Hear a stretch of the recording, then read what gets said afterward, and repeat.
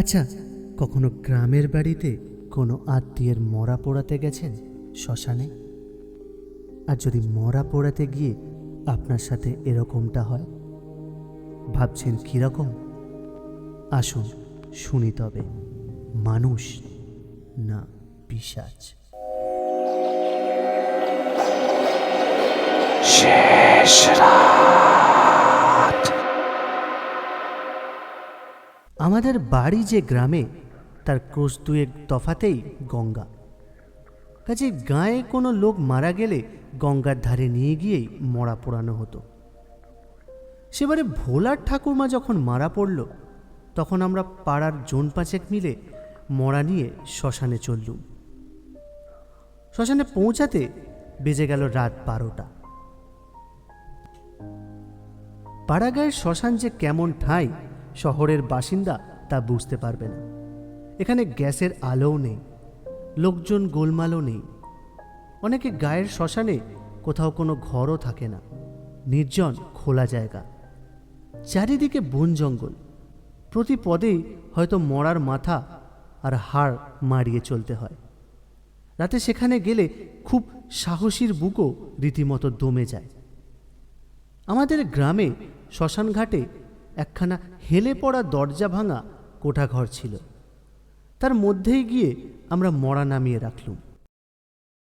পাড়াগাঁয়ের শ্মশানে চিতার জ্বালানি কাঠ তো কিনতে পাওয়া যায় না, কাজে তার আশেপাশের বন জঙ্গল থেকে কাঠ কেটে আনতে হয়।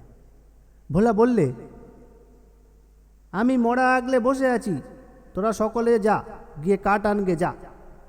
আমি বললুম, তুই একলা থাকতে পারবি তো?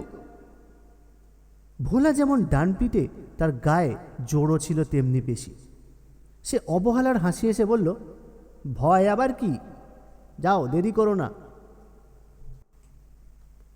আমরা 5 জন জঙ্গলে ঢুকে কাঠ কাটতে লাগলো। একটা চিতা জ্বালাবার মতো কাঠ, সে তো বড় অল্প কথা না।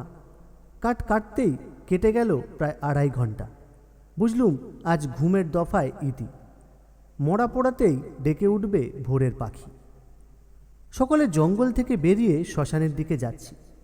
এমন সময় আমাদের একজন বলে উঠল, ওই দেখো দেখো, শ্মশানের ঘরের মধ্যে কিরকম আগুন জ্বলছে। হ্যাঁ, তাই তো।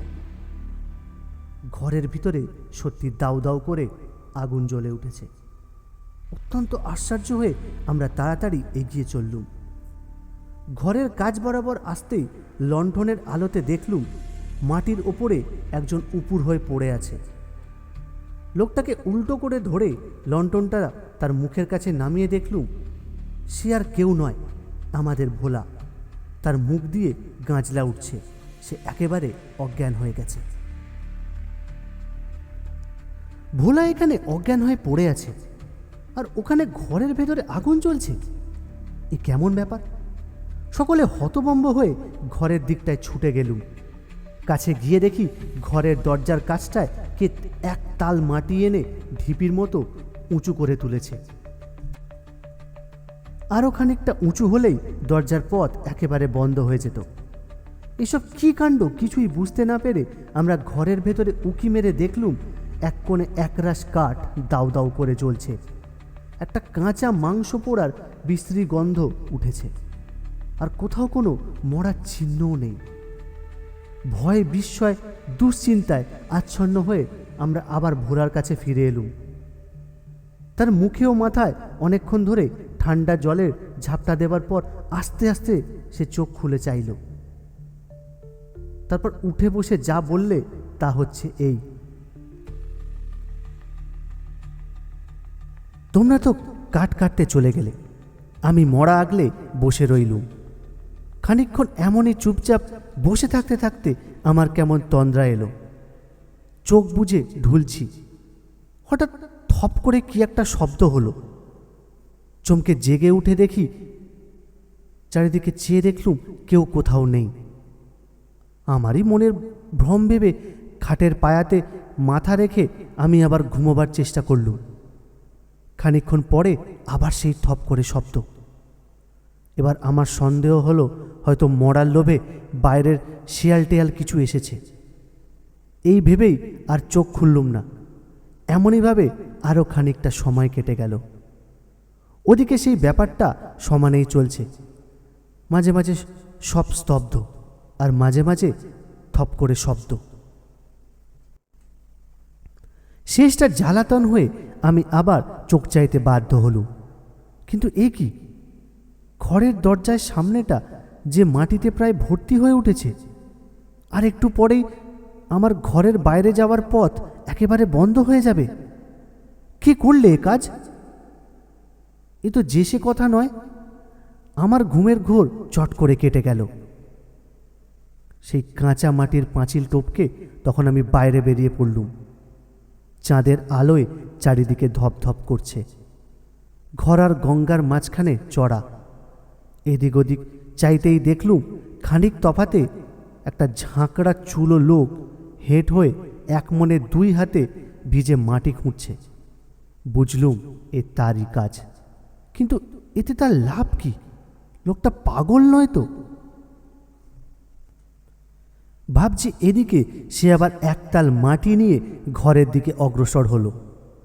মস্ত লম্বা চেহারা, মস্ত লম্বা চুল আর দাড়ি, এরকম উলঙ্গ বললেই মনে হয়।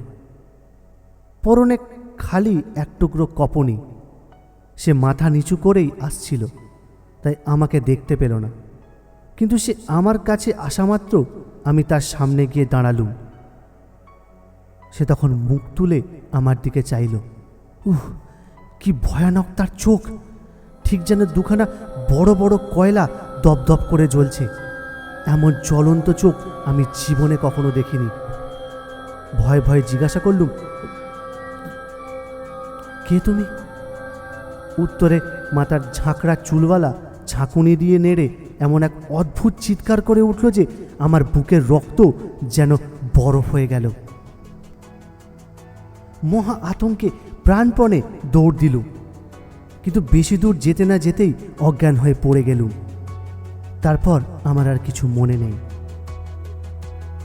ভোলার কথা শুনে বুঝলুম সে লোকটা পিশাচ ছাড়া আর কিছুই নয়। দুষ্ট প্রেতাত্মারা সুবিধা পেলেই মানুষের মৃতদেহের ভেতরে ঢুকে তাকে জ্যান্ত করে তোলে। মরা মানুষ এইভাবে জ্যান্ত হলেই তাকে পিশাচ বলে। এই রকম কোনো পিশাচি ভোলার ঠাকুমার দেহকে আগুনে জেলে আতপোড়া করে রেখে গেছে। ভোলাকেও নিশ্চয়ই সে ফেলার চেষ্টা করবার ফিকিরে ছিল। কেবল আমরা ঠিক সময় এসে পড়াতে ভোলা এই যাত্রা বেঁচে গেল কোনো গতিকে। কিন্তু সেবারে আমাদের আর মরা পোড়াতে হলো না।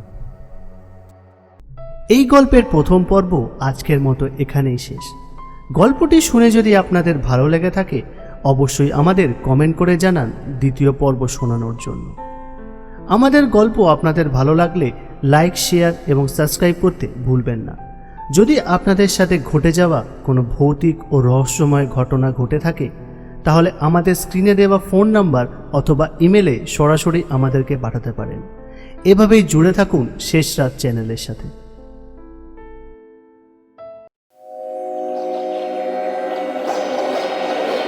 শেষ রাত।